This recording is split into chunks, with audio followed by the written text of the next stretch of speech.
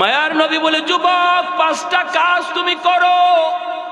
5 কাজ করলে তোমার আব্বা আম্মার খেদমত কবরে পৌঁছে যাবে। 1 নাম্বার হলো আসসালাতু লাহুমা, বাবা মার জন্য বেশি বেশি করে তুমি দোয়া করো।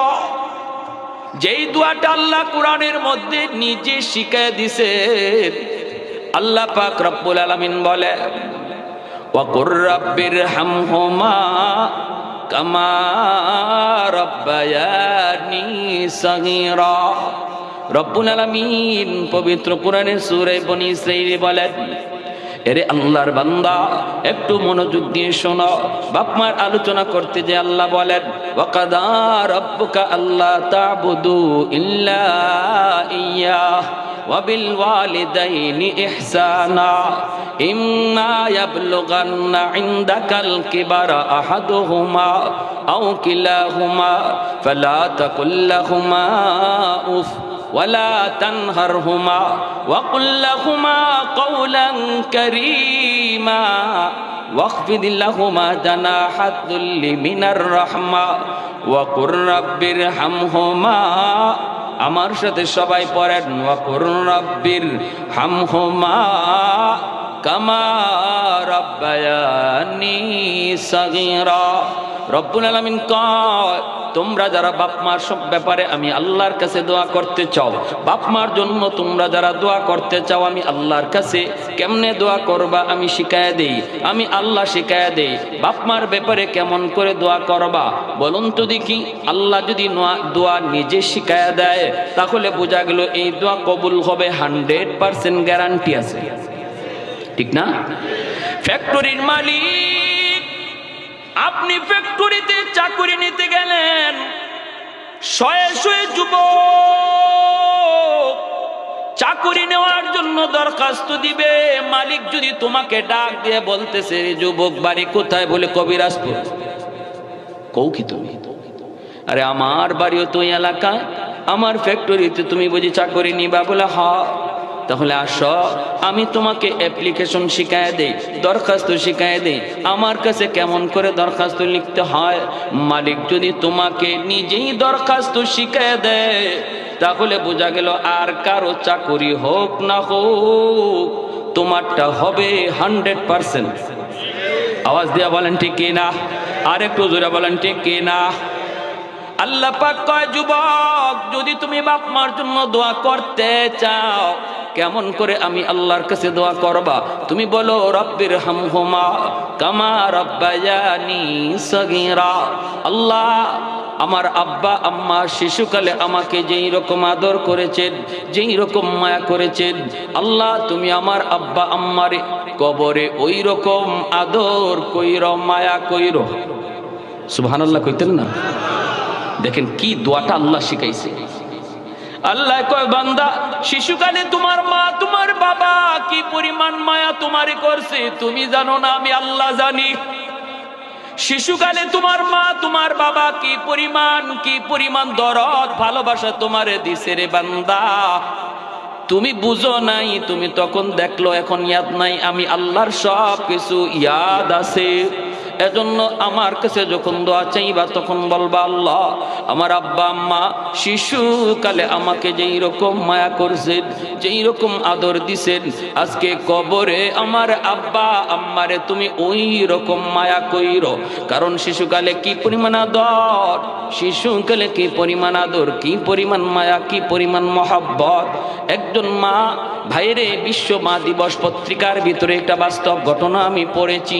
একজন যুবক তার জীবনের কাহিনী লিখছে। যুবক বলতেছে, আমার মা আমাকে কোনো রকম কষ্ট করে করে লেখাপড়া করাইলেন। জন্মের কিছুদিন পরে আমার আব্বা মারা গেলেন। এরপরে আমার মাকে বাপ মা নানা নানি নিয়ে যাওয়ার জন্য বারবার চেষ্টা করেছেন, কিন্তু মা যায় না। মা কই, না গো বাবা, অন্যত্র আমি বিয়ে বসবো না। আল্লাহ আমাকে একটা মানিক দিয়েছে, আমি আমার মানিকের চেহারা দেখে জীবন যৌবন কাটায় দেব, আমি আর কোথাও যাব না। স্বামীর সংসার ছেড়ে, স্বামীর বাড়ি ছেড়ে আমি আর কোনো কোথাও যাব না। ও দুনিয়ার মানুষ, আমার মা আমাকে লইয়া স্বপ্ন দেইখা জীবন যৌবন কাটায় দিল। প্রাইমারি স্কুলে আমি লেখাপড়ায় ভর্তি হলাম। আমি একটু যখন বুঝি তখন দেখি আমার মার একটা চোখ নাই, বিশাল একটা গর্ত, একটা চোখ নাই। দেখলে বড় ভয় লাগে, বিশ্রী লাগে। মা আমাকে স্কুলে দেখতে আসে। আমার সহপাঠীরা কয়, তোর আম্মারে স্কুলে আসতে নিষেধ করবি, কারণ চেহারার দিকে তাকাইলে ভয় লাগে, ভয় লাগে। মাকে বললাম, মা তুমি স্কুলে যাইও না। কিন্তু মায় কই, বাজান রে, ও বাজান, সারাটা দিন যদি তোমাকে না দেখে আমি মা থাকতে পারি না। এই দুই জমিনে আমার আর কেউ নাই, আর কেউ নাই, একমাত্র আমার কলিজার টুকরা ধন, আর জমিনে কেউ নাই আপন বলতে রে বাবা। সারাদিনে একবার না দেখলে আমার কলিজা ছানছান করে, এজন্য তোমাকে দেখতে আসি। স্কুল জমানায় মা দেখতে যায়, হাই স্কুলে ছেলে ভর্তি হয়েছে তাও মা দেখতে যায়। ছেলে নিষেধ করে মা নিষেধ মানে না। কলেজে গেলেও সেখানেও ছেলেকে মা দেখতে যায়। এই ছেলে বলে, আমি ঢাকা ইউনিভার্সিটিতে ভর্তি হলাম। আমার মা মানুষের বাড়িতে কাম করে করে, কখনো আমার নানা নানির কাছ থেকে ধার এনে এনে, মামা মামির কাছ থেকে ধার এনে এনে, আত্মীয় স্বজনের কাছ থেকে ভিক্ষা করে করে আমার লেখাপড়া করায়, লেখাপড়া করায়। আমি ইউনিভার্সিটিতে ভর্তি হলাম, আর লেখাপড়ার খরচ মার দেওয়া লাগে না। আমি তো এখন টিউশনি করি, নিজের লেখাপড়ার খরচ নিজেই জুগাইতে পারি। ইউনিভার্সিটির লেখাপড়া শেষ, একটা সুন্দরী মেয়ের সাথে আমার পরিচয় হলো। সুন্দরী মেয়ের সাথে পরিচয় হলো। এই সুন্দরী মেয়ের সাথে পরিচয় হওয়ার পর একটা সম্পর্ক তৈরি হলো। আমার স্যারের মেয়ে, স্যার আমাকে অফার দিল, মেয়েটাকে বিয়ে করো যদি, আমি তোমাকে চাকরি দেব। আমি মার কাছে আসলাম, মাকে বললাম, মা গো, ও মা, আমার স্যারের মেয়ে, বিয়ে যদি করি একটা চাকরি পাবো। মায় কই, বাবা, ধনী লোকের মেয়ে গরিবের বাড়িতে আনলে সুখ হয় না রে বাবা। ধনীর মেয়ে গরিবের বাড়িতে আনলে সুখ হয় না। শরীয়তের বিধান হলো কুফু মিলায় বিয়ে করো। ধনীর মেয়ে দিতে চাইলেই গরিব তুমি বিয়ে কইরো না রে যুবক। বিয়েটা ছেলে খেলা নয়, এটা একটা জীবন জড়িত, ঠিক কিনা জোরে বলেন? এজন্য শান্তি যদি চাও নিজের সমপর্যায়ে যাও, শান্তি যদি চাও সংসারের সমপর্যায়ে যাও, উঁচুতে যাইবা না। মায় কয়, বাবা যাইস না, যাইস না, যাইস না, কিন্তু ছেলে মানলো না। কারণ তার তো একটা সম্পর্ক হয়ে গেছে, মহব্বত হয়ে গেছে। বলতেছি, মা গো, টেনশন তুমি করবা না, আমার সাথে কথা হয়েছে, সব মানায় নিবে, তোমাকে আম্মা কয়া ডাকবে, কোনো অসুবিধা নাই। একটা মাত্র ছেলে, ছেলেও আজকে শিক্ষিত, বিরাট শিক্ষিত। মা ছেলের কথায় পড়ে গেল, ঠিক আছে বাবা নিয়ে আস। অনুমতি নিয়ে বিয়ে করে ফেলল। যেই কথা সেই কাজ। ধনীর মেয়ে গরিবের ঘরে আসলো, কিন্তু মাকে মা হিসাবে মানতে পারে না। আসেনি না নাই? জুড়ে কোন আসেনি না নাই? অসংখ্য নজির। বাপ মার কথা না মাইনা যে ছেলে বিয়ে করে, বাপ মার পরামর্শ না নিয়ে যে নিজের সিদ্ধান্তে বিয়ে করে, তার জীবনের শান্তি থাকে না, কপালে অশান্তি আর কষ্ট। সেদিন কিন্তু বাপ মারেও কিছু বলতে পারে না। বাপ মা কয়, তুই তো নিজেই পছন্দ করে বিয়ে করেছ, সারা জীবনের জন্য যন্ত্রণা শুরু হয়। এজন্য বলি রে যুবক, বিয়েটা একটা ছেলে খেলা নয়, এটা একটা বিশাল একটা জীবন জড়িত। বাপ মার পরামর্শ ছাড়া আগায়ও না, বাপ মারে না লয়া কোথাও যাইও না। ভাইরা বন্ধুরা, যেই কাজ সেই, যেই কথা সেই কাজ হয়ে গেল। মাকে মা হিসাবে মানতে পারে না। ছেলে অফিস থেকে যখন বাড়িতে ফিরলে পরেই তো দেখা যায় মার বিরুদ্ধে নালিশ দেয়, মার বিরুদ্ধে নালিশ দেয়, মার বিরুদ্ধে নালিশ দেয়। এক পর্যায়ে বউকে নিয়ে আসে, মাকে গ্রামে ফালাইয়া শহরে চলে গেল। মা, যেই মা ছেলেকে ফালাইয়া বাপ মার কাছে যায় না, এই ছেলে মাকে ফালাইয়া শহরে চলে গেল। এমন হয়নি না? হয় না? বাপ মা সন্তান বলতে পারে না, কিন্তু সন্তান বাপ মা ভুলে যায়। একদিন বুঝে আসবে রে যুবক, আজ বাপ মার সাথে তোমার যে আচরণ হবে, আগামীকাল তোমার সন্তান তোমার সাথে এই আচরণ করবে। এটা আল্লাহর নবীর হাদিস। নবী বলেছেন সমস্ত গুনার শাস্তি আল্লাহ পরকালের ময়দানে দিবে, কিন্তু একটা গুনার শাস্তি আল্লাহ দুনিয়াতে নগদ দেয়। উকুকুল ওয়ালিদাইন ফাইন্নাহু ইউআজ্জালু লিসাহিবিহি ক্বাবলাল মামাত। নবী বলেন সেই গুনাহটা হলো যেই সন্তান বাপ মারে কষ্ট দেয়, বাপ মার অবাধ্য হয়, বাপ মার অবাধ্য হয়, বাপ মার কলিজায় যে আঘাত দেয়, আল্লাহর নবী রহমতের নবী বলেন এই গুনাহটা এমন এক সঙ্গীন কবিরা গুনাহ, এটা আল্লাহ বরদাস্ত করতে পারে না। কারণ আল্লাহ পাক বাপ মার স্থান আল্লাহ তার পরেই রেখেছেন। যত জায়গায় আল্লাহ তার হকের কথা বলেছেন সেখানেই বাপ মার হকের কথা বলেছেন। পবিত্র কোরআনের সূরাতুল লুকমানের আয়াত আমি তেলাওয়াত করেছি, আনিশকুরলি ওয়ালি ওয়ালিদাই। আল্লাহ বলে আমি আল্লাহর শুকরিয়া আদায় করো, সাথে সাথে কয়ে বাপ মার শুকরিয়া আদায় করো। পবিত্র কোরআনের সূরা বনী ইসরাঈল আল্লাহ বলে ওয়াকাদা রাব্বুকা আল্লা তা'বুদু ইল্লা ইয়্যা ওয়া বিল ওয়ালিদাইনি ইহসানা। একমাত্র গোলামি চলবে আমি আল্লাহর। এরপরে আল্লাহ কয় বাপ মার সাথে ভালো আচরণ করো। প্রতিটা জায়গার মধ্যে আল্লাহ পাক তার হুকুমের পর বাপ মার কথাটাকে আল্লাহ এনেছেন রে যুবক। এজন্য যেই ছেলে বাপ মার সাথে বেয়াদবি করে আল্লাহ এটা বরদাস্ত করতে পারে না, এর শাস্তি হাসরের মাঠে পরকালে তো হবেই, কিন্তু দুনিয়াতে আল্লাহর নগদ দিয়া দেয়। মৃত্যুর আগে আগে এই শাস্তিটা আল্লাহ দুনিয়াতে নগদ দেয়। তার কপালেও তার এমন শাস্তি থাকে, তার সন্তানও তারে আরো ডবল কষ্ট দেয়। আওয়াজ দিয়া কোন ঠিক কি না? হবেই তো, হবেই তো, এমন হবেই তো, কারণ এটা তো আল্লাহর আদেশ, এটা আল্লাহর সিস্টেম, আল্লাহর সিস্টেম। এজন্য ওই যুবক মাকে গ্রামে ফেলে যখন শহরে চলে যায়, মাস যায়, বছর যায়, যুবক বাড়িতে আসে না, মার খবর নেয় না। দুঃখিনী মা মানুষের কাছ থেকে খবর নেই গো, আমার সন্তানটা কেমন আছে শহরে।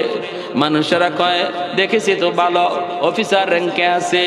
মা মানুষের কাছ থেকে খবর নেয়, মাকে দেখতে ছেলে ঈদের দিনও বাড়িতে আসে না, বছর বছর চলে যায়।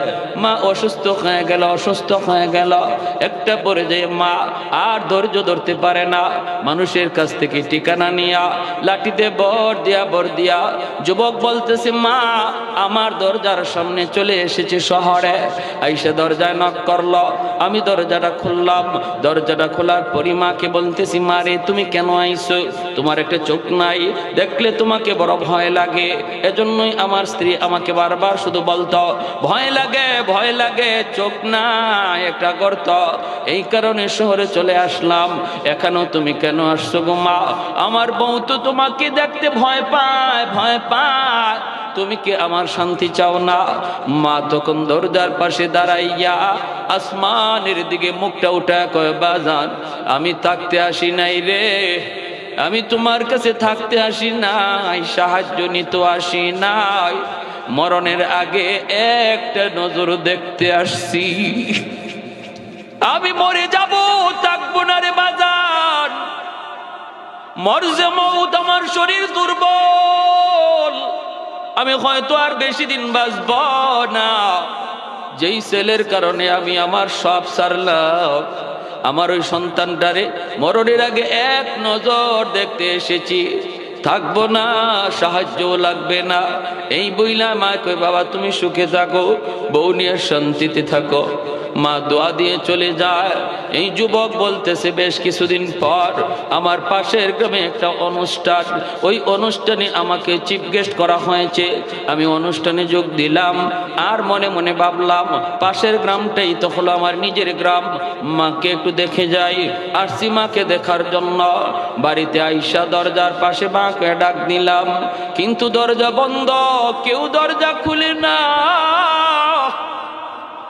কেউ দরজা খুলে না। মা কয়া ডাকি, কেউ দরজা খুলে না। হঠাৎ করে একজন মহিলা দরজাটা খুলল।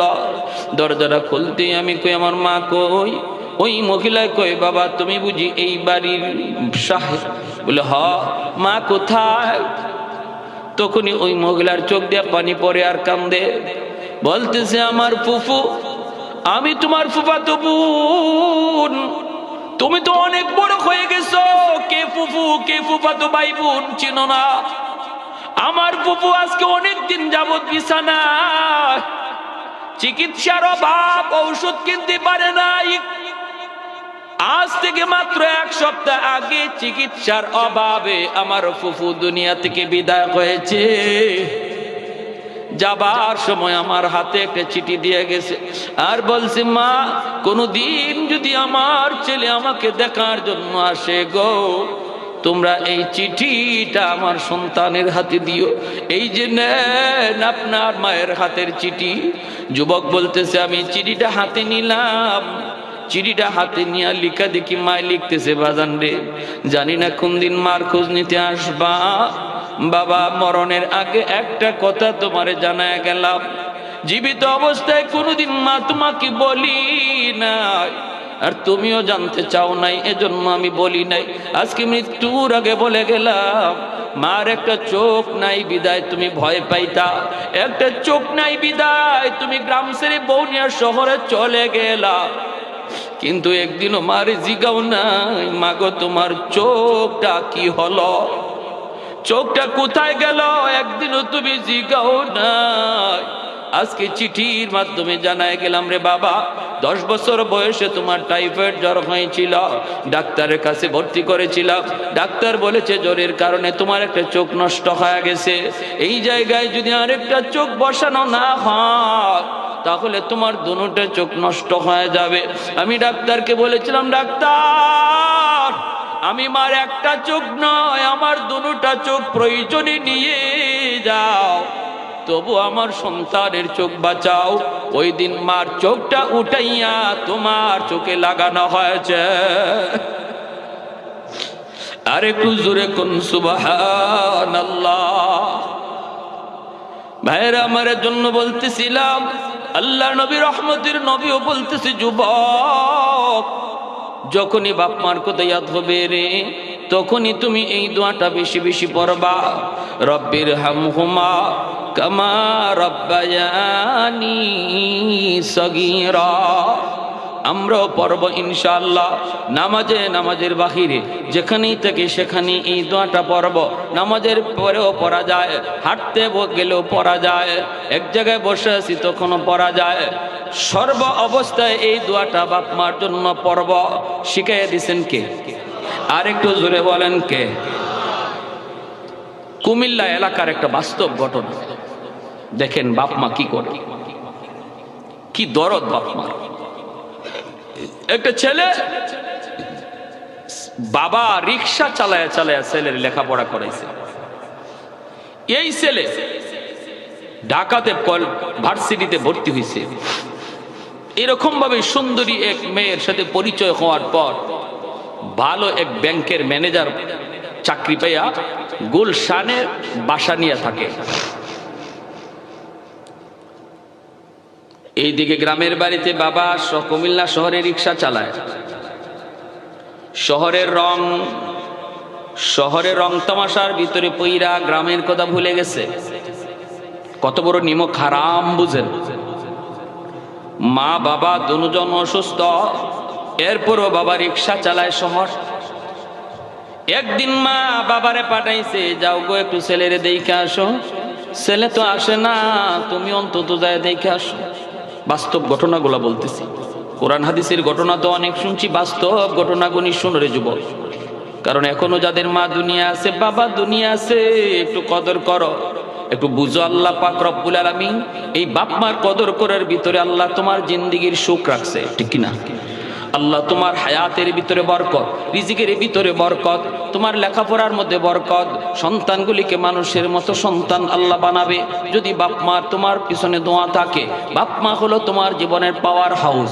পাওয়ার হাউস থেকে যদি লাইন অকে থাকে তাহলেই তো লাইট জ্বলবে, ফ্যান ঘুরবে। পাওয়ার হাউস থেকে লাইন যদি কাটা থাকে, ফ্যান লাগানো থাকলেও ফ্যান ঘুরবে না, লাইট জ্বালানো থাকলেও লাইট জ্বলবে না। আমার আপনার জীবনের ভিতরে এমন কিছু লাইট জ্বালানো আছে, ফ্যানও লাগানো আছে। এই জীবনের লাইট যদি জ্বালাইতে হয়, বাপ মা হলো তোমার জীবনের পাওয়ার হাউস। ওখান থেকে তুমি লাইন যদি ওকে রাখো, জীবনের বাতি আল্লাহ জ্বালায় দিবে। এখনো পর্যন্ত দুনিয়ার জীবনে এমন কোন মানুষ উঁচু হতে পারে নাই, বড় হতে পারে নাই, যাদের পিছনে বাপ মার দোয়া নাই, এমন কোন লোক আজও পর্যন্ত দুনিয়াতে ফেমাস হতে পারে নাই, বড় হতে পারে নাই। রে যুবক, যদি তুমি উপরে উঠতে চাও, পিছনে বাপ মার দোয়া অবশ্যই লাগবে, ঠিক কিনা? ব্যবসায় তুমি সফলতা চাও, চাকুরিতে তুমি প্রমোশন চাও, লেখাপড়ায় তুমি ভালো রেজাল্ট চাও, বাপ মার দোয়া লাগবে, বাপ মার পিছনে দোয়া থাকা লাগবে। ওই যুবক সে তো অফিসার হয়েছে ঠিক, কিন্তু এইদিকে মা, এইদিকে বাবা কষ্ট করে। মায় কই, স্বামী রে স্বামী গো, একটু যাও শহরে যায় একটু সন্তানকে দেখে আসো। এইবার চলে এসেছে, বাবা চলে এসেছে ছেলেকে দেখার জন্য। খবর নিয়ে দেখলো বিশাল বড় ফ্যাক্টরির ম্যানেজার। গেটের সামনে আসতেই গেটম্যান তারা আটকায় দিল। গেটম্যানে কয়, চাচা ভিতরে যাওয়ার কোনো অনুমতি নাই। কার কাছে যেতে চান? বলে অমুকের কাছে। কয়, তিনি তো আমাদের হেড স্যার, স্যারের অনুমতি লাগবে গো, অনুমতি ছাড়া ভিতরে ঢুকতে দেয়া যাবে না। কয়, তাহলে যাও, একটু যাও, যায় অনুমতি নাও, আমার নামটা একটু বলে যাও, নামটা লইয়া যাও।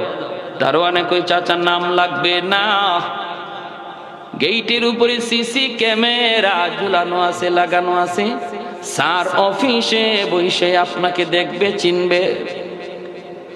গেটম্যান গেল, যা কয়, স্যার গেটে একটা বৃদ্ধ লোক দাঁড়ানো, আসতে চায়, আপনার কাছে অনুমতি দিব কিনা? নালায়েক সন্তান সিসি ক্যামেরার ভিতরে বাবাকে দেখলো, এরপরও কলিজাটা নরম হলো না, একটু দিলটা নরম হলো না। দারোয়ানের হাতে 500 টাকা দিয়ে কয়ে, নে তুই টাকাটা লয়ে যা, যা বলবি স্যার খুব বিজি, স্যার খুব ব্যস্ত, দেখা করতে পারবে না, এই টাকাটা আপনাকে দিয়ে দিছে। দারোয়ান যেই মাত্র এই কথাটা বাবাকে শোনায়, বাবার সাথে সাথে দাঁড়ানো থেকে জমিনে বসে যায়। এ বাবা, তোমার স্যার কি সত্যি আমাকে দেখছে? দারোয়ান কই, স্যার আপনাকে ভালো করে দেখছে, কারণ স্যারের অফিসে সামনেই টিভি লাগানো, সিসি ক্যামেরার মাধ্যমে আপনাকে দেখছে। কয়, আপনার 500 টাকা দিয়ে দিছে, আপনি চলে যান। এইবার চাচা যখন বইয়া মাটিতে পইরা মাথায় হাত দিয়া কান্না শুরু করে, দারোয়ান তখন জিজ্ঞেস করতেছে, চাচা আপনি কে? এইভাবে কেন কান্দেন? লোকটা তখন বলছে, বাবা রে, আমি টাকা নিতে আসি নাই, সাহায্য নিতে আসি নাই, আসছিলাম এক নজর সন্তানকে দেখতে, কিন্তু আমার সন্তান বাবার সাথে দেখা দিল না, কারণ সে বলে বিজি, তার টাইম নাই। ঠিক আছে, টাকা লাগবে না বাবা, আমি চলে গেলাম। দারোয়ান তখন জড়ায় দইরা কই, চাচা মনে কষ্ট নিবেন না, আমার স্যার মাসে 50,000 টাকা বেতন পায়, আর আপনারে দেয় 500 টাকা, আমি মাত্র 5,000 টাকা বেতন পাই, প্রতি মাসে 2,500 টাকা বাপ মার জন্য গ্রামে পাঠায় দেই গো। এই বাবা কষ্ট করে বাড়িতে ফিরে আসলো, মা অপেক্ষায় দাঁড়িয়ে রইছে। মা দেখে ডাকতেছে, স্বামী গো, ও স্বামী, আমার ছেলেটা কেমন আছে একটু কও, ছেলেটা তুমি কেমন দেখে আসছো একটু বলো। এই কথা বলতেই স্ত্রীকে দইরা স্বামী বুকে জড়ায় ধরে কাঁদতেছে। কই, বিবি গো, তোমার ছেলের কথা বইলা লাভ নাই, ছেলে বিজি, তোমার ছেলে মস্ত বড় অফিসার, ছেলে মস্ত বড় অফিসার, রিক্সাওয়ালা বাবার সাথে দেখা করার টাইম নাই। মা দাঁড়ানো থেকে বসে পড়লো, মা হাওমা করে কাঁদতে লাগলো। এই যে মা অসুস্থ হলো, আর বিছানা থেকে উঠে নাই। এই ছেলে তখন গুলশান বনানীতে থাকে। জুম্মা, রমজান মাস, জুম্মার দিন জুম্মার নামাজ পড়ার জন্য গুলশান আজাদ মসজিদে আসছে। এখনো গুলশান আজাদ মসজিদে যাত্রাবাড়ি হযরত তিনি নামাজ পড়ান। মাহমুদুল হাসান সাহেব দামাত বারকাতুহু, ইনি ওই দিন জুম্মার নামাজ পড়াইতেছেন, আর বিষয়টা ছিল বাপ মার হক। ওই যুবক ওই কথাগুলি, আল্লাহর ওলির কথাগুলি শুনলো, শোনা মাত্রই তার কলিজার মধ্যে ভয় ঢুকে গেল। হায় রে, আমি কি করলাম, আমি আমার মার সাথে বাবার সাথে কি আচরণ করলাম। সাথে সাথে যুবকের পরিবর্তন হয়ে গেল। ওই যুবক এই জুম্মার নামাজ পড়ে আর বাসায় গেল না। রমজান মাস, দ্রুত চলে গেল বাজারে, গিয়া বাবার জন্য শাড়ি লঙ্গি কিনল, মার জন্য শাড়ি কিনল, ফলমূল কিনা ইফতারি লইয়া সে কুমিল্লা শহরের দিকে রওনা দিয়া দিল। স্ত্রীকেও জানালো না। ওই সময় কুমিল্লা শহরে যাইতে 2টা নদী পার হওয়া লাগতো, 2টা ফেরি পার হওয়া লাগতো। এই 2 ফেরি পার হয়ে যাইতে যাইতে একদম তারাবির টাইম হয়ে গেছে। শহরের ভিতরে ঢুইকা দেখে একদম জনশূন্য শহর, মানুষ বলতে কেউ নাই, রিক্সা টিক্সা কিছুই নাই। গ্রামে যাবে কেমন করে? মানুষকে জিজ্ঞেস করে, ভাই একটা রিক্সা পাওয়া যাবে কিনা? অমুক গ্রামে যাব। মানুষেরা কয় এখন কোনো রিক্সা পাবেন না, সারাদিন ডিউটি করেছে রিক্সাওয়ালারা, তারা বিপইরা তারা ঘুমায় পড়ছে, কাউকে এখন পাবেন না, পায়ে হেঁটে যাওয়া লাগবে। এমনি হঠাৎ করে একজন মানুষ ডাক দিয়া কয়, এ যুবক, একজন বৃদ্ধ মানুষকে তুমি পাইতে পারো রে? আমি দেখেছি রাতের বেলাও সে টিপ মারে, রাতের বেলাও সে রিক্সা চালায়, তার টাকার খুব প্রয়োজন। আমি জানি বাড়িতে তার স্ত্রী অসুস্থ, বিছানায়, প্রতিদিন ঔষধ কিনা নিতে হয়। এজন্য বৃদ্ধ মানুষটা দিনেও রিক্সা চালায়, রাতেও রিক্সা চালায়। মনে হয় তুমি তারে পাইতে পারো। যুবক কয়, কোথায় গেলে পাবো? কয়, সে কোনো মেসে থাকে না, সে টাকা পয়সা খরচ করতে পারে না। ওই যে দেখতেছো একটা দোকান, ওই দোকানের বারান্দার মধ্যেই বসে বসে রাত কাটায় দেয়। শীতের বাতাস, কনকনে বাতাস, শরীর কাঁপে, এরপরেও কোথাও থাকার জায়গা নেয় না। রিক্সাটা পাশে তৈয়া বারান্দায় বসে বসে রাত কাটায়। মনে হয় তুমি তার কাছে গেলে সে যাবে। যুবক চলে আসছে, আইসা দেখে ঠিকই একটা বুড়া মানুষ শীতের ভিতরে কাঁপতেছে, রুমাল দিয়া মুখটা এইভাবে, মাফলার দিয়ে মুখটা ঢাকা, আর ওইভাবে মুখটা ডাইকা বইসে রইছে। যুবক যাইয়ে ডাক দিয়ে কই, চাচা অমুক গ্রামে যাইবেননি? যেই মাত্র এই আওয়াজটা দিছে, বাবা ছেলের কণ্ঠ চিনে ফেলেছে, বাবা ছেলের কণ্ঠ চিনে ফেলেছে। কারণ কোন বাপ মার কাছে সন্তানের কণ্ঠ হাজারো কণ্ঠের ভিতরে, আওয়াজের ভিতরে বাপ মা সন্তানের আওয়াজ বুঝতে পারে। যেই মাত্র ছেলে কই, চাচা যাবেন নি? বাবা মাফলারটা খুলে নাই, মুখটা নিচের দিকে দিয়েই কই, বাবা যাব যাব। ছেলে তখন কই, ভাড়া কত দেওয়া লাগবে? বাবা তখন মাথাটা নিচের দিকে দিয়ে কই, বাবা জীবনে কত ভাড়াই তো মানুষের কাছ থেকে নিলাম গো, আজ আমি তোমার কাছ থেকে ভাড়া নিব না। ছেলে বলতেছে, না আমি আপনাকে 500 টাকা ভাড়া দিব, 250 টাকা নয়। বাবা কই, বাবা তুমি উঠো, টাকা দিলে দিও, না দিলে নাই। ছেলেকে রিক্সায় বসাইয়া বাবা রিক্সার উপরে ওইটা ছেলেকে নিয়ে যায়, আর মুখটা ঢাকা, চোখ দিয়ে দর দর করে বাবার পানি পড়ে। ছেলে আমার মস্ত বড় অফিসার, ছেলে আমার মস্ত বড় অফিসার, আমি বাবা রিক্সা চালাই, ছেলে আমার রিক্সায় চলে বেড়ায়। বাবার মনে পড়ে গেছে, বাজান রে, ও বাজান ছোট্টবেলা কত তোমার রিক্সায় নিয়ে বাবা ঘুরছি। ভাইরা আমার, একটু উঁচু জায়গার মধ্যে উঠতে যাবে, বাবা বলতেছে, বাবা তুমি একটু নামো। ছেলে একটু উঁচু আওয়াজে কয়, তাড়াতাড়ি যাও, আমার গ্রামে যাওয়া লাগবে, দেরি করা যাবে না। এমনি বাবা রিক্সা থেকে নামছে, নাইমা বলতেছে, কার খুঁজে যাইবা? আমার আব্বা আম্মার খুঁজে।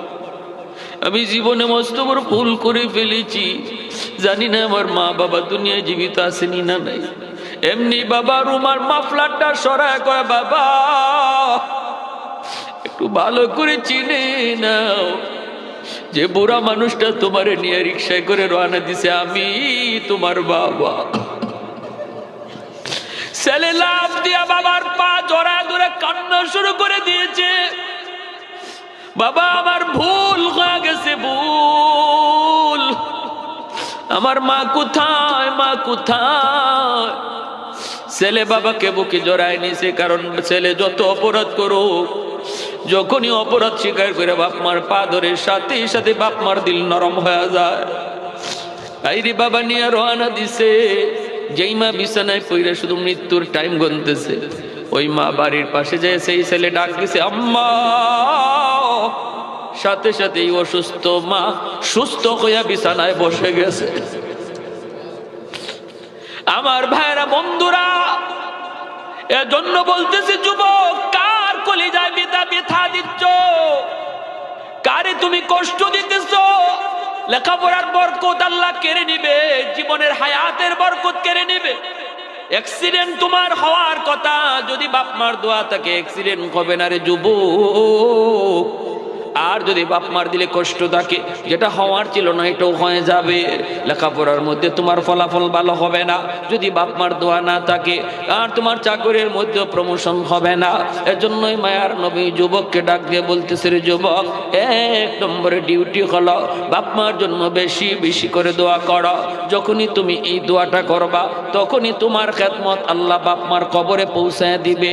2 নম্বরে আল্লাহর নবী বলেন, ওয়াল ইস্তিগফারু লাহুমা, বাপ মার জন্য বেশি বেশি করে তুমি দান সদকা করো। মসজিদ, মাদ্রাসা, ওয়াজ মাহফিল, বিভিন্ন দিনই কাজে তুমি বাপ মার নামে তুমি দান করো। যখনই বাপ মার নামে তুমি দান করবা, সাথে সাথে তোমার খেদমত কবরে পৌঁছায় দেওয়া হবে। 3 নম্বরে নবী বলেন, ইনফাদ ওয়াহদিহিমা মিন বাদিহিমা, বাপ মার যদি কোথাও কোনো ওয়াদা থাকে, এই ওয়াদাটা তুমি সন্তান পূরণ করো। আল্লাহর নবীর ওয়াজটা শুনাইতেছি, 5টা কাজ ভালো করে ইয়াদ রাখবেন। 1 নম্বরে নবী বলেন বেশি বেশি দোয়া করো। 2 নম্বরে নবী বলেন বেশি বেশি দান করো।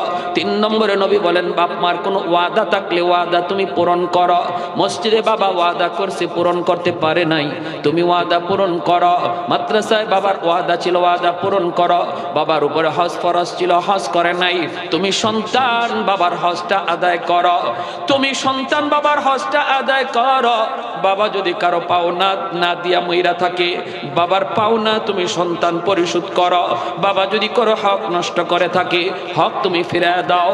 তোমার বাবা যদি তোমার ফুফুদের সম্পদ না দেয়, চাচার সম্পদ না দেয়, তাহলে তুমি চাচাকে ডাকো, ফুফুদেরকে ডাকো। চাচা না থাকলে চাচাতো ভাই, ফুফু না থাকলে ফুফাতো ভাই বোনকে ডাকো। ডাইকা বাবা যেটা দেয় নাই ওদেরকে দেওয়ার কথা ছিল শরীয়তের বিধান, এই তুমি বিধানটা তাদেরকে দিয়া দাও।